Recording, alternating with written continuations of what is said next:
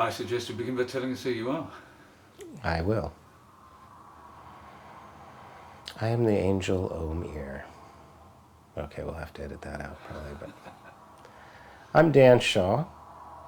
I am the founder of vortexmaps.com, and I'd like to talk today about my favorite subject, which is vortexes and ley lines.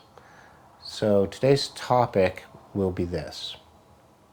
There's an infinite amount of energy available to us everywhere, all the time, for our physical healing, for our psychic opening, and for harmonizing the planet.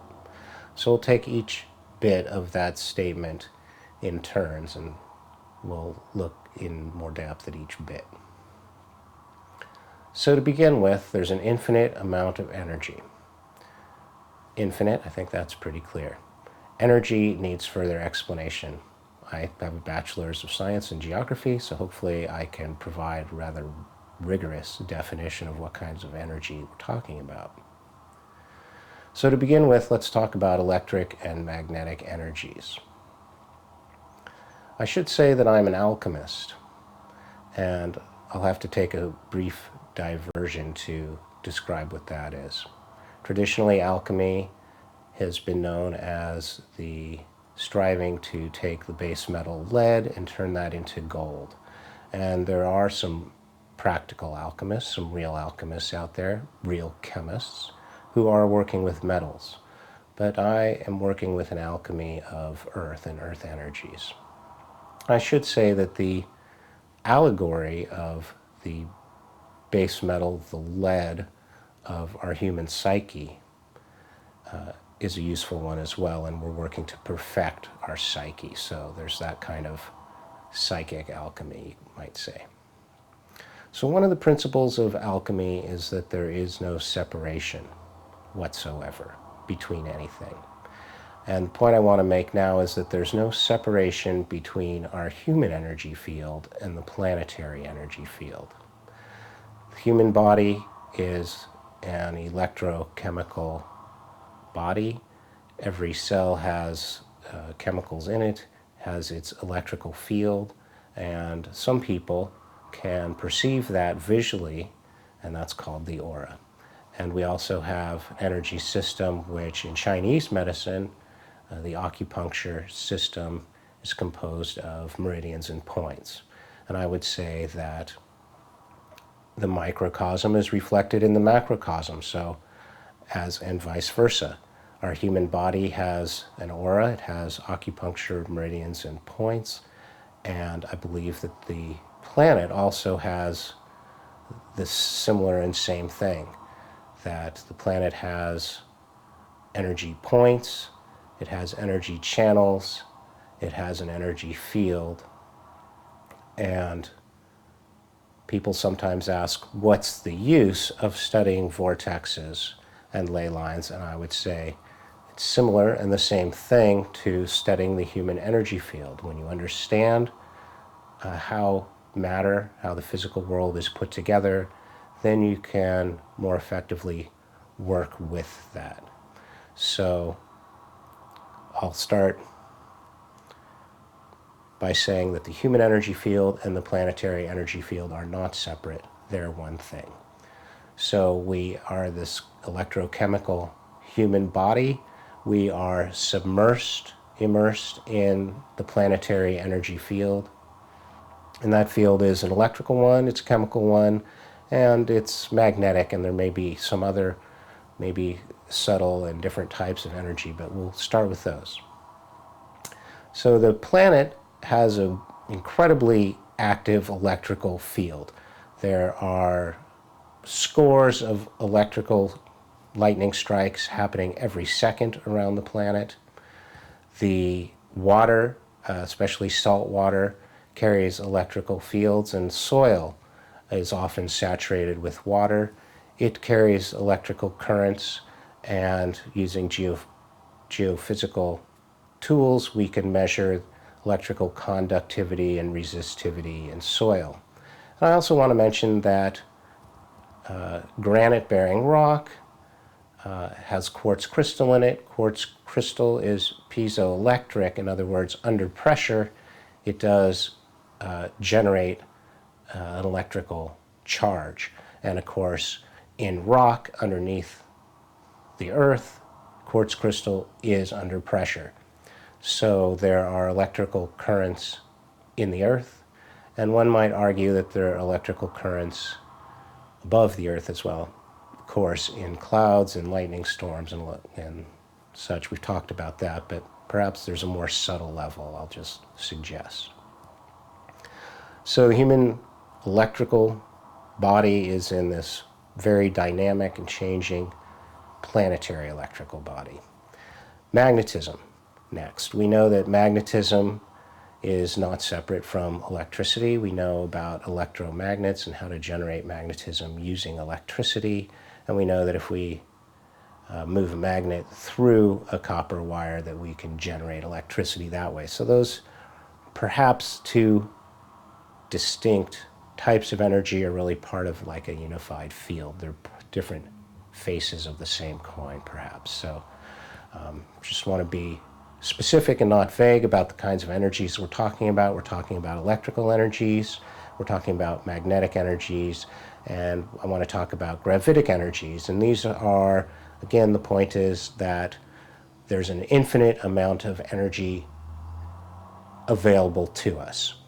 So gravitic energies, these are also highly dynamic energies. They're measured not just in the vertical. People think of gravity pulling down, but gravity is actually measured in the X, Y, and Z axis. It also pulls horizontally. I had a great example of this in Switzerland at Saint Maurice, which is a pass through the Alps. You're in a point where there's, at Saint Maurice, where there's a tremendous amount of gravity in the horizontal plane because you're at the foot of the Alps on both sides. Also underground, if you're in a cave, the gravitational field deep underground in caves is different from what it is at the surface. So there's an infinite amount of energy on the planet. Planetary energy, energy of the Earth, but also obviously the Earth's magnetic field is influenced by the magnetic fields of the sun and the moon in a significant way. So it's very important, this Earth's relationship to the sun. It's a geometric kind of a relationship, and the Earth's fields, energetic fields and weather patterns are influenced primarily by the sun. The sun has a cycle, has many cycles, short and long cycles, and I mentioned that these magnetic and gravitic fields are dynamic, and that's due in part to the dynamic cycles of the sun, the geometry between the sun, the earth, and the moon, and also the dynamic molten part of the Earth's core, which is, there's a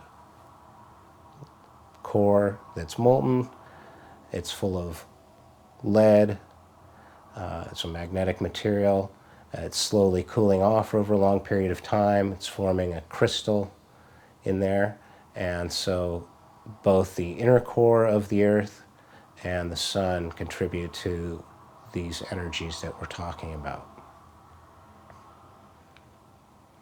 So there's an infinite amount of energy available to us everywhere, all the time. So let's look at everywhere for a moment.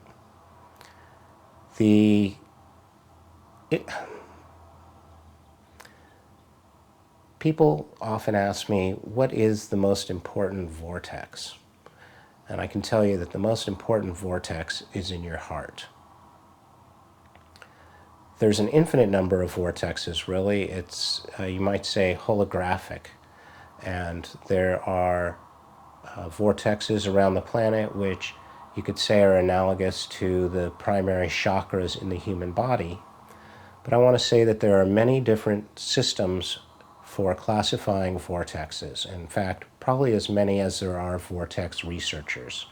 So you can find a number of different systems for classifying vortexes around the Earth, according to which chakra they relate to, or perhaps whether they're masculine or feminine, yin or yang.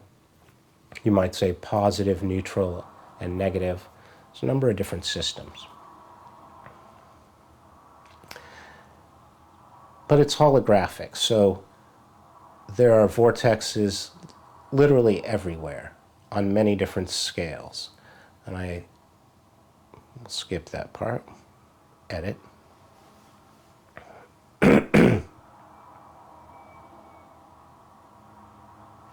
We'll take a moment to look at the patterns of different kinds of pattern. Take two.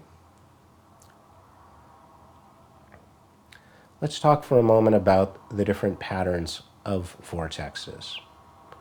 Perhaps the best known terminology for patterns of vortexes is ley lines. Ley lines, to be precise, are straight line alignments of sacred places. There are other kinds of alignments. There's curvy lines, for example. What might be referred to more as the dragon energy, or perhaps the feminine accompaniment to the masculine straight lines. So when I'm looking for vortexes, I'm looking for straight lines, alignments of sacred places, and I have to address statistical significance. And on any pattern of random dots, one can imagine patterns in a random collection of dots, let's say. So some important work has been done on statistical significance.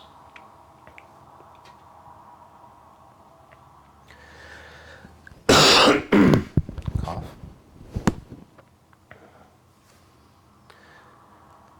Paul Devereux has done some important work on statistical significance for how many sacred points you need in a certain area to be statistically significant and to be sure that this alignment has not occurred by random chance. So that's a useful way of making sure that we're not imposing on the planet some kind of artifice or artificial idea of the pattern of sacred places.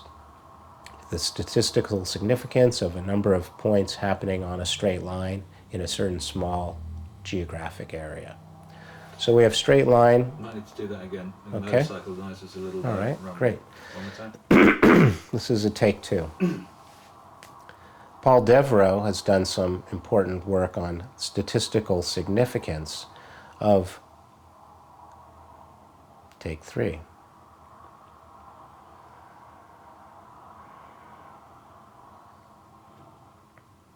Paul Devereux has done some important work on statistical significance of sacred sites in straight line alignments.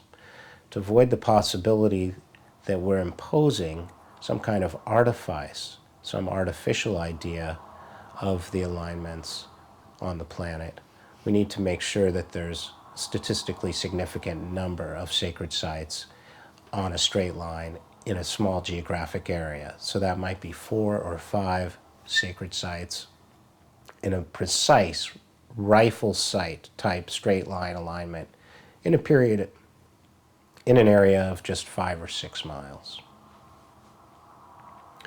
There are other patterns of vortexes that you can look for. You can look for circles of points. That'll be points equidistant from some central point. It turns out, as you'll read in the Vortex Field Guide, that many vortexes tend to be 54 miles in diameter. In other words, 27 miles in radius. So you'll see a central point with points around it 27 miles distant. You can see these even on a standard road map because roads often will follow the contours of rivers and mountains. So if you're looking at a road atlas, you might look for circles and half circles of 27 miles in radius. So you have circles.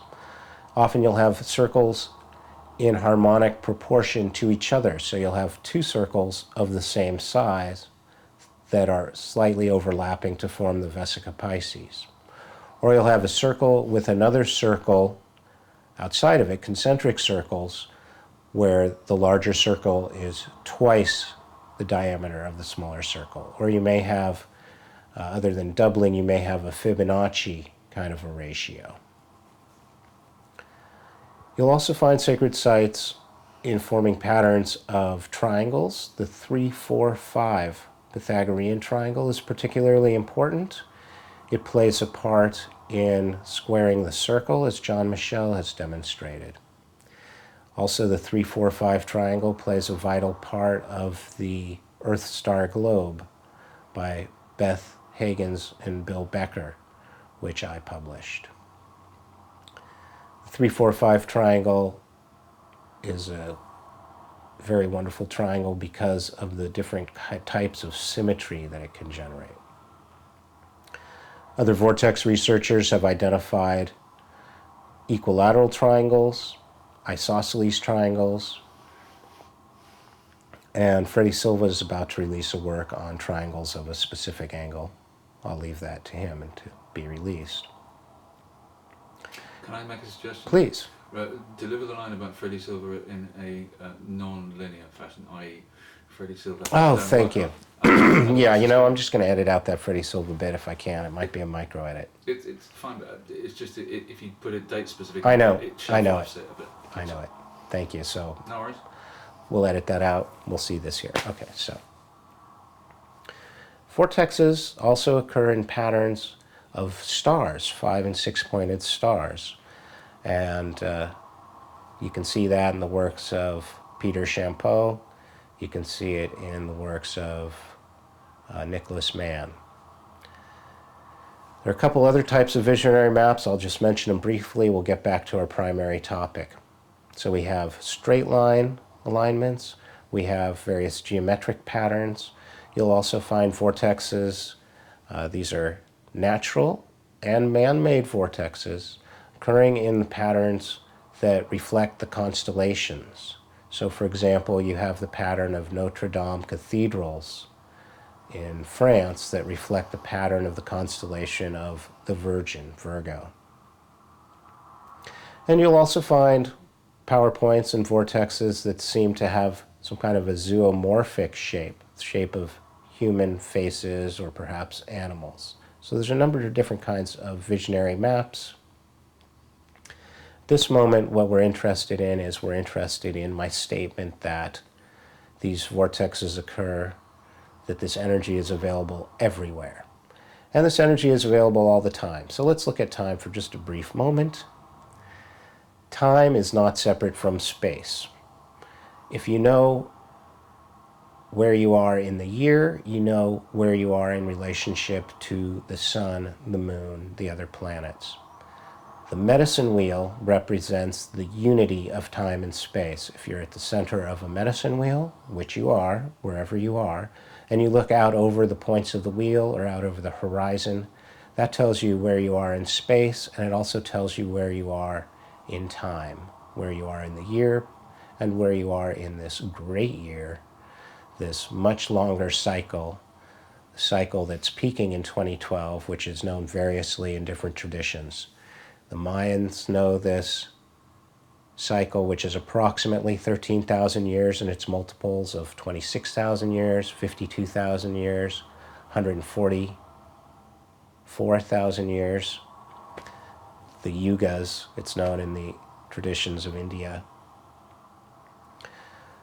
So these vortexes are cyclic. They may be spinning in one direction at one time, spinning in another direction at another time. They may be active at certain times and passive at certain times. They'll affect everybody differently, and they may affect an individual differently at different times. So there's an infinite amount of energy available to us everywhere all the time, for our physical healing, for our psychic opening, and to harmonize the planet. So let's look at our physical healing. Some people report that at these energy points that they have relief from physical symptoms. That may be pain, ringing in the ears, other types of physical symptoms. Other people report that at some vortexes, at some times, they may feel motion sickness, nausea, or some kinds of ill effects. So certainly if you have a negative effect, it's possible to have a positive effect. If you have a positive effect, it's possible to have a negative effect. As I'm fond of saying, one of the principles of alchemy is that anything that can heal can kill. So it is important to go into these places with a sense of reverence, respect, self-awareness, and be aware of how the energy is affecting you at that time, and to take responsibility for not going in or for going in for a limited period of time, depending on how you're feeling.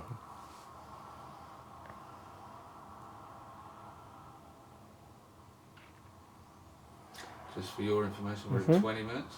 Okay, and obviously there's some editing out there, but we're making good track. So, physical healing.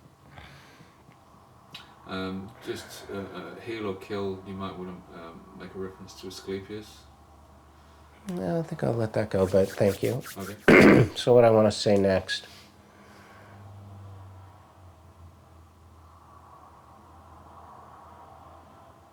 Okay. Still rolling? I'm going to just step back a moment to the different kinds of energies that may affect healing.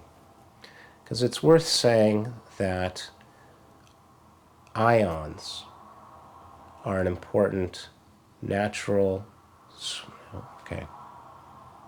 Take two? Still rolling? Yep. With regards to the different kinds of energies or environmental influences that may affect healing or may cause illness, I want to mention ions. It's well known that certain hot winds are associated with greater incidence of people being admitted into hospitals, more violence. In places where the wind blows over the deserts, they often have a name for this hot wind that blows ill. And it's also true, as people are usually well aware, that waterfalls give off negative ions, and these can contribute to a feeling of well-being. I particularly love waterfalls because they also have a profound sound healing effect. The sound of waterfalls is very rich in all different kinds of sonic frequencies, and these affect not just the human ear, but the whole body acts as an ear. Again, we have the analogy of the hologram. The whole body is an ear. And when we visit a waterfall, depending on how the water is moving, falling, where we stand in relationship to the waterfall, we may be exposed to a certain dominant frequency of sound, and that's likely to affect and activate a specific chakra in the body. So waterfalls are a wonderful place to go for a kind of chakra activation, and you can activate many different chakras at a single waterfall.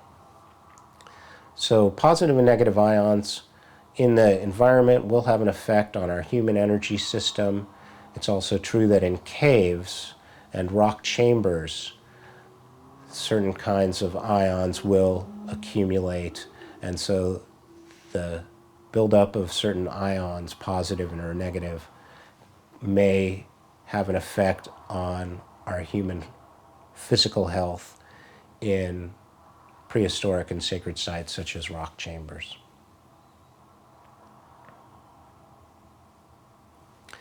Now, with regard to psychic opening,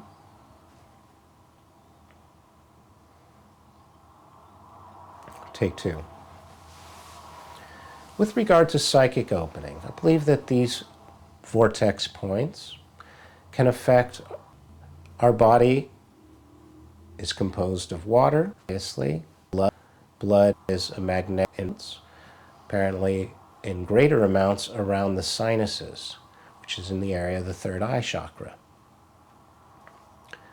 Vortexes are a place where the energy of the place is distinct from the surrounding energy field. There's a hypothetical, average, overall magnetic and gravitic energy field, and a place like a volcano, I'm going to have to do take two. It's okay. No, it's Magnetizing the sinus cavity? Yeah.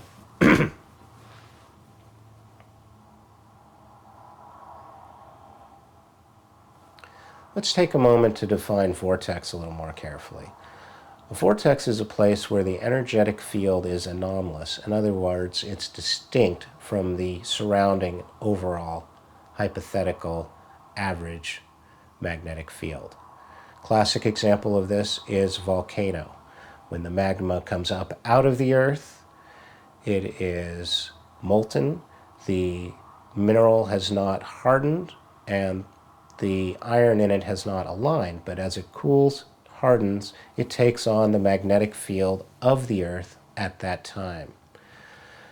So some eruptions take place over a very long period of time. They leave a record of the historic ancient magnetic field of the planet. As the overall field of the planet shifts slowly over time, the magnetic North Pole wanders somewhat. The field that's laid down in the lava is now different from the surrounding magnetic field. So that makes volcanoes a kind of a vortex, an anomaly in the surrounding magnetic field. The human brain has magnetite in it. There's magnetite in greater amounts around the sinuses, which is the area of the third eye. Dowsing, also called water witching, using a forked stick, a bent metal rod, or a pendulum, or some other instrument, is evidence that people, as well as animals that migrate by the magnetic field, such as fish and birds, humans too, may well have some sensitivity to the magnetic field. So as we enter into magnetic fields of various types, this may well affect our psyche. I believe that these sacred places, and certainly there's ample historical evidence and legend, myth, that these sacred places affect our psyche. Of course, many oracles, such as the one at Delphi in Greece, were located at vortexes, and they were using their psychic abilities to foretell the future. So that brings us to harmonizing the earth. There are many things that we as humans are doing on the surface of the planet, below and above the surface of the planet, which may have a discordant effect on the earth. Prime example would be mining minerals. If somebody told you that you had a certain amount of valuable minerals under your skin, would you scrape away at your skin to retrieve those vital minerals? This is in effect what we're doing to the planet. When we scrape into the skin of the planet and we extract and mine minerals and move them around, this can have a very discordant effect on the planet. When we inject chemicals into the earth in order to fracture it under pressure to release natural gas, this is in effect what we're doing to the earth. When we are drilling for oil and we're pumping water in to get more oil out, all these things have a profound effect on the energetic field of the earth. When we dam up a river, we create a tremendous amount of mass and weight and can induce earthquakes where we're building dams. All of these things have a discordant effect on the earth. So we need to be very careful what we do to the earth. We need to be careful how we work with these vortex points. When we go into the vortex points, there's a number of things that we can do. To enter reverently and respectfully, I would say, take off your shoes. You're entering a sacred place, and you can certainly benefit from the direct electrical grounding and contact with the earth at the sacred place. If it's possible, you can drink a little bit of the water at this sacred place. Perhaps if there's some kind of herb growing in abundance or edible plant, you could eat a little bit of that. That's a great way to take in the energy of the place. Breathe in deeply, breathe the air of the place. It may have negative ions, which are good for your health. and you want to enter in with joy and gratitude, you can drum, you can dance, you can sing and chant. That is a great way of energizing the place. And be there with gratitude, and be exceedingly cautious before you do any kind of energy work, such as gifting, as it's called, the place with, let's say, crystals or some other device. So that's a brief introduction to my thesis on vortex maps, which again is that there's an infinite amount of energy available to us everywhere, all the time, for our physical healing, for our psychic opening, and for harmonizing the planet. Thanks very much for listening. I'm very interested in learning from other vortex researchers around the planet. I'm accessible. You can reach me through my website, danshaw.com. I'd also encourage you to go to vortexmaps.com, where there's a tremendous I'd also encourage you to go to vortexmaps.com, where there's a tremendous amount of information available there for free. Thanks very much. God bless you.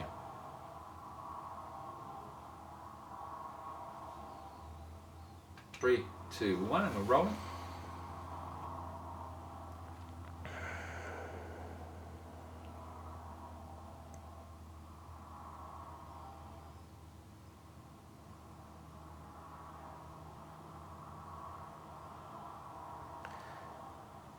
There's an infinite amount of energy available to us everywhere, all the time, for our physical healing, for our psychic opening, and for harmonizing the planet. I would love to hear from you. I'm accessible at danshaw.com, and I encourage you to go to vortexmaps.com, where there's loads of free information about vortex research. I would love to hear from you about all you know about vortexes. Thank you very much. God bless you.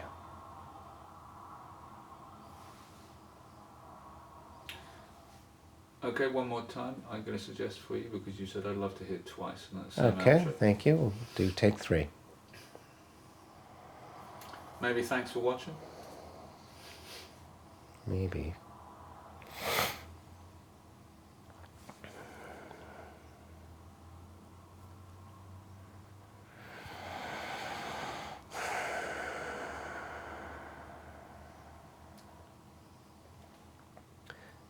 There's an infinite amount of energy available to us everywhere, all the time, for our physical healing, for our psychic opening, and for harmonizing the planet.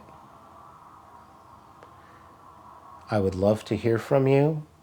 I'm accessible through danshaw.com, and I encourage you to visit vortexmaps.com, where there's loads of free information on vortexes. Thank you for watching. God bless you.